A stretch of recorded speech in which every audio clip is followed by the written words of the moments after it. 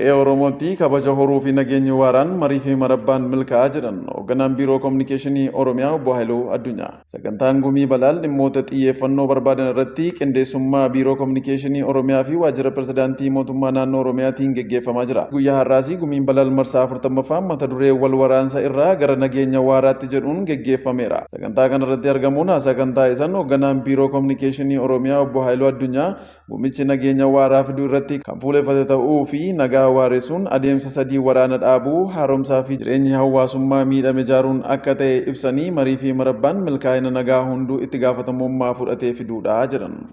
Mareef marabbaan keenya ganamaa cabiinsa rogdaneessa nu mudate fayyisuuf nagaa waaraa milkeessuuf kan nu dandeessisudha. Laphee nagaa qabaachuu fi boqonnaa wal waraansaa araaraa fi dhiifamaan cufuuf hunduu itti gaafatamummaa baachuu qaba. Itti dabaluunis olaantummaa yaadaa fi karaa dimokiraatawaa ta'een uummataaf hojjechuun murteessaa ta'uu obbo Haayiluun ibsanii nagaa Oromoo deebisuun biyya fakkeenya badhaadhinaa taate ijaaruu marii biyyaalessaa milkeessuudhas jedhan. Nagaa Oromoo deebisuun Oromiyaa ijaaruu qofa miti. Ce'umsa Itoophiyaa haaraa milkeessuu fi gaanfa Afrikaatti biyya jabduu mootummaa kabajaa fi birmadummaa isaa tikfatu dimokiraasii gadi dhaabe. Fakkeenya badhaadhinaa ta'ee ijaaruudha. Marii biyyaalessaa amma geggeeffamaa jiruufis bu'uura cimaa kan kaa'u milkaa'ina waliigalaatiifis kan gumaachuudha.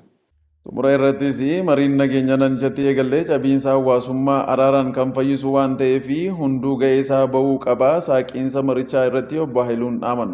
Cabiinsa hawaasummaa araaraan fayyisuu fi duudhaa qabnutti fayyadamnee qabeenya manca'e hirphaan bakka buusuuf harka walii diriirsuun itti gaafatamummaa hunda keenyaati.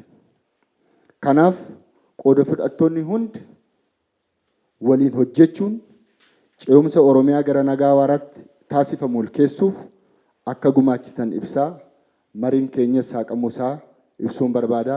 Hirmaattonni marichaas nageenyi Oromiyaa biyyaaf murteessaa ta'uu dubbatanii aadmalee safuu cabseerraa Oromoon of baraaruu qabaa jedhan. Waan addunyaatti beeknu qeetti fiinnee haala Oromoo, Oromiyaa, Oromummaa irratti dubbachuun baay'ee barbaachisaadha.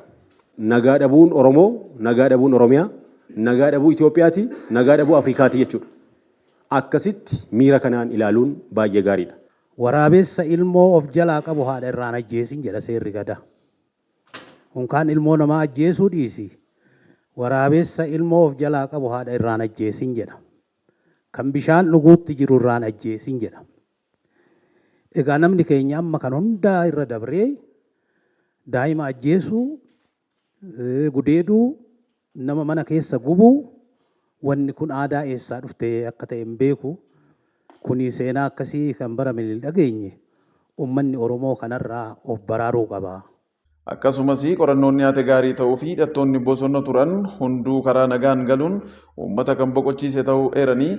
Qorannoon nyaata baay'ee gadi fagoo fi bal'aa akka ta'e nan hubadha.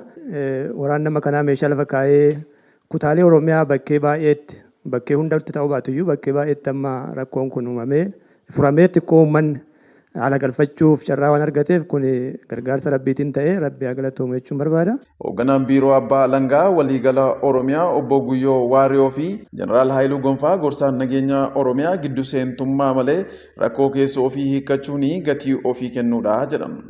Waliigalteen amma goonee yookaan ammoo bakki amma geenyu kun home grown conflict resolution irraa madda waan ta'eef kanaafis beekamtii kennu. Abbaa dhimmaa fi abbaa dhukkubsata qabu sana wajji yoo goote wanti irratti waliin galle hin jiru nama waan ta'eef garuu kan akka ofii vaaluu ofii kennanii nagaa buusuu fi faranjii fuulduratti walii farramuu garagara.